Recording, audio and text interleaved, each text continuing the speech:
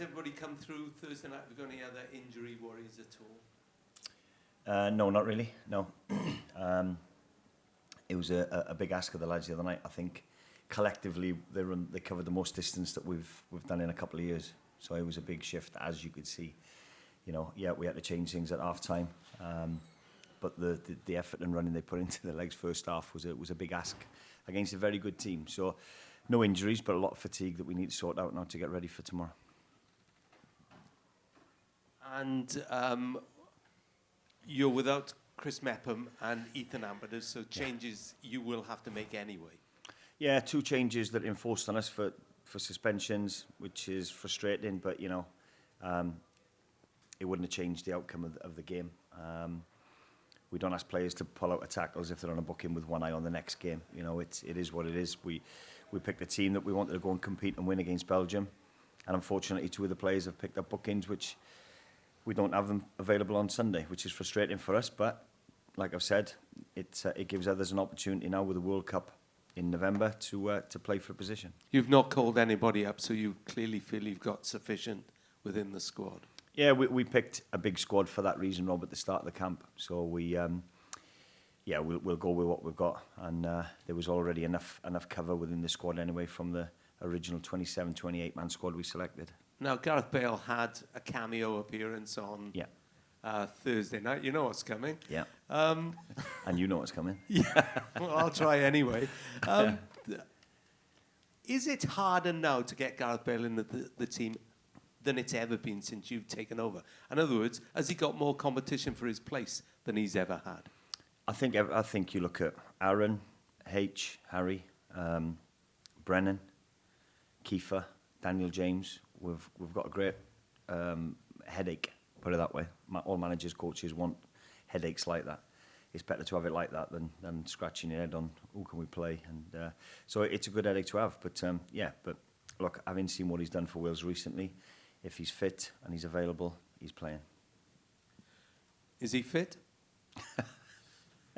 He's trained today. He's done really well. Okay. Huge night. You know, you don't want to suffer the fate that England suffered last night, do you? No, for our development as a nation, you know, we've qualified for 3 major tournaments now consecutively. We want to be playing against the best teams in Europe, so we want to stay in the division, absolutely. We want to expose our younger players now to these types of players and teams, and inevitably they'll become better having gone through those experiences. So I keep saying it, I sound like a stuck record, I do apologise, but you know, because of the final that we had in between the 2 games, had a massive impact on how the table looks. But we've given ourselves a fighting chance, and we will be approaching the game to win, to stay in this division, without doubt. You've had some wonderful nights at the Cardiff City Stadium, and since probably 2015, Wales have found a way to win big games in special atmospheres. Are you hoping for that tomorrow and the same?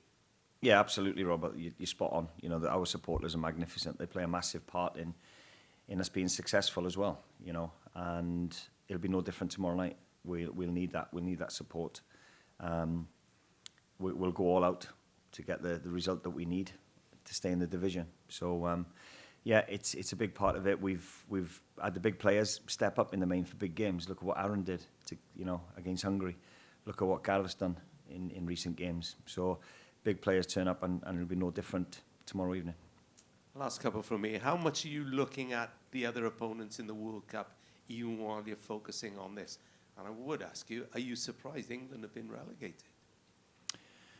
I'm surprised in how the group's panned out. Yeah, we watched the game last night, and up against a very good Italian team who could have scored a couple of more goals as well. So, of course, you're always surprised when England don't do so well because of expectations that they put on themselves over the years. But that's for them to worry about and deal with now. We've got a job in hand that we've fully focused on, and planning's already gone into the World Cup. You just touched on that, and I'm off. I'm off to Spain next week to watch the USA. They're playing a couple of games in Europe, so I'm off to watch them. So at this moment in time, full focus is on our game tomorrow evening, and as soon as the final whistle's gone, we'll be planning for the World Cup. Last one from me. Tomorrow night is a World Cup farewell. Yeah. Great words for you to be able to say. Yeah. No manager has said that for Wales since 1958. How many of those places are sorted in your mind on the 26th of the plane? Yeah, I think quite a few. If I'm honest, I think I'll be loyal to the group of players that have got us there. They deserve that right to play in the World Cup. I won't allow complacency to set in, Rob, because the door's always open to other players who are doing really well. I've given 2 young lads the experience to come on camp and train with the boys and see what the environment's like, and they've really impressed me. So I'm not saying, the squad is picked, the 26 is set. I have a core few that I know will be there. But outside of that, there's still places to play for, absolutely. All the best. Thanks, Rob. Hey, Rob. Hi, Gareth. Afternoon. You look like you're waiting in trepidation. Hey, listen, I'm going to get straight to it with Gareth. What are the considerations that you have to make not to start him? Look, it's common sense with Gareth, isn't it? He's not played that many minutes at club. He's had a long journey to get over here. He's trained really well. He done really well for me when he came on the pitch the other night. And he's putting himself in a position now where he potentially could start for us. It's a big game, and you need your big players. And again, he falls into that category. So he's in a good place at this moment in time. He looked fit when he turned up, and he looked in a good place, and he's shown that in training. Because that's, I think, why we were asking, because there is something on this game. Yeah. When we spoke after you said, forget the World Cup. These are your words to me. Forget the World Cup. This is a final on Sunday. It's an important game. Important games need important players. You're less in the position to take liberties is probably not quite the right word, but you know what I mean. Is to have the luxury of maybe resting players. You kind of, when you can, go with your best 11. Yeah, absolutely. It's a big game for us. It is a cup final. We want to win this game. We want to stay in the league.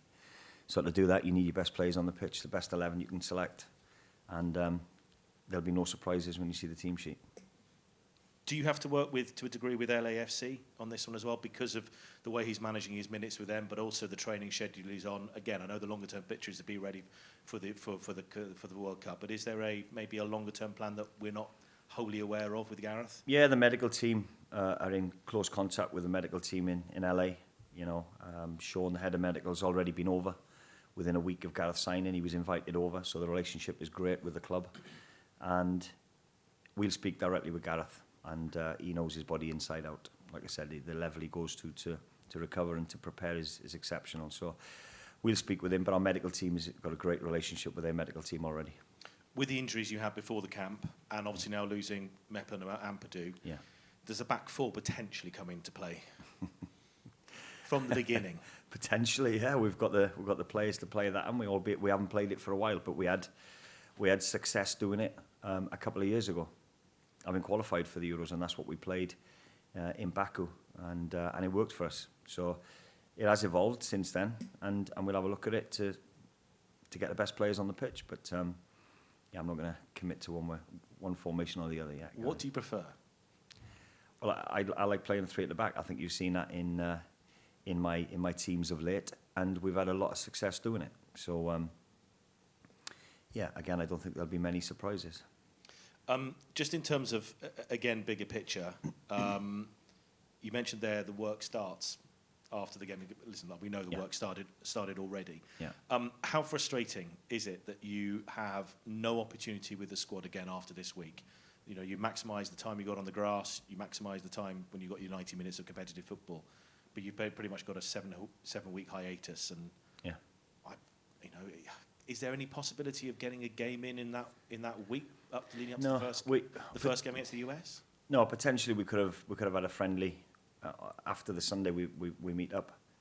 But for me, it's too risky. We don't want to take a chance on any of the players 6-7 days before the opening game. So we'd rather not go with that. It's unusual, Gareth. You're right, because normally we'd take them away for a week and we'd do all our prep in that week and make sure players that ain't playing many minutes at the club are topped up. So by the time we go into that tournament, that everybody's on an even keel. But we haven't got that luxury, unfortunately. But everybody's in the same boat, so we can't grumble too much. We just got to pray that your common sense with COVID and the testing and no injuries, so that we have a fit group of players turning up on the Sunday when we meet up.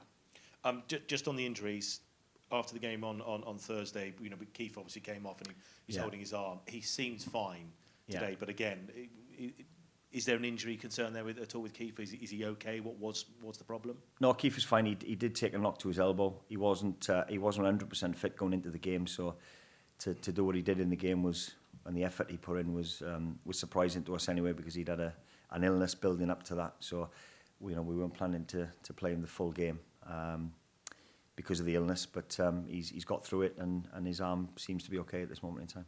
And listen, just the last one from me. It is Poland, you know, good side, very good opposition. Yeah, you want to win, you want to stay in Group A, but also, how do you potentially use this? Poland could be a level of opponent that you may come up against in the World Cup. Do you even go there with trying to learn things for the World Cup when you're watching against Poland, or is it so you have to concentrate on trying to win, stay in Group A? Yeah, a bit of both. We've seen some footage on them, and they're a very good team. They are a very good team. We were unfortunate in the away game to lose the game 2-1. Johnny played as a 10 that game and scored a wonderful goal. I think we had Kiefer and DJ up top for the first 45 minutes because they needed minutes to build them up for the final. But it'll be a different team that we play against them tomorrow. We'll approach it in that we want to win the game. It's all about us, and it's about us working on our style again then and formation that we want to succeed in the World Cup. So it'll be about our prep for the World Cup, but again, we want to win the game to stay in the division. All right, thanks. Any more questions for Rob? Yeah, Rob, can you give me that? Hello. There was that very famous video of the players celebrating when England lost at the Euros, was it, I think. I just wondered what the mood was seeing England lose then, because you could be the only British team going in as a League Nation 1 outfit into the World Cup. Yeah, there was none of that last night. You know, nothing but respect, and we sat and watched the game, and then we went straight down and we had staff meetings last night. We had quite a few meetings last night. It's a quick turnaround from Belgium so there was a lot of analysis that needed to be done as well. But we watched the game, and yeah, they've been relegated, and we can just focus on ourselves and making sure that we stay in League A, and that's all we can focus on. Psychologically, if you do win tomorrow, Yeah. as we all hope, and you know they've been relegated, will that give you a bit of a boost over them before you meet them in the World Cup? No, you look at the group that they're in. I mean, yeah, you'd expect, because of the expectations that England have put on themselves because of the success that they've had in recent times and getting to the final of the Euros, and of course they're going to be expected to stay in the division. But when you look at the group, and I watched the game last night, and against a very good Italian team that could have scored a couple more goals than what they did, it was always a big ask, you know. So I think Hungary surprised a lot of people, and I wouldn't read too much into that. It's whatever division we're in, it's going to be a local derby wherever we are in the world, and form goes out the window, and it'll be us against them. Finally, the build-up to the World Cup has been quite protracted, quite long, this and the other. But this next 7 weeks, they're going to blink of an eye. Yeah, as soon as the game's over with tomorrow evening, it'll be honest before we know it. So there's still a lot of planning to do. We've had quite a few meetings already building up to it, but yeah, once the game's over, we can throw full focus down onto that. And like you said, it'll be honest before we know it. Thanks very much. Just one question from me. Rob, Hiya. you spoke about your World Cup squad there and the influence that, you know, it could still change between now and then. How much is this camp, do you think, going to influence what those players that may be on the fringes of your 26-man squad? Well, I've had an opportunity to look at two young ones in Luke Harris and JJ, and they've really impressed us. So, you know, I'm saying that I pretty much know the squad. There's going to be no major surprises, but they've done themselves no harm, the two young ones, by the way they've come in, conducted themselves, trained with personality.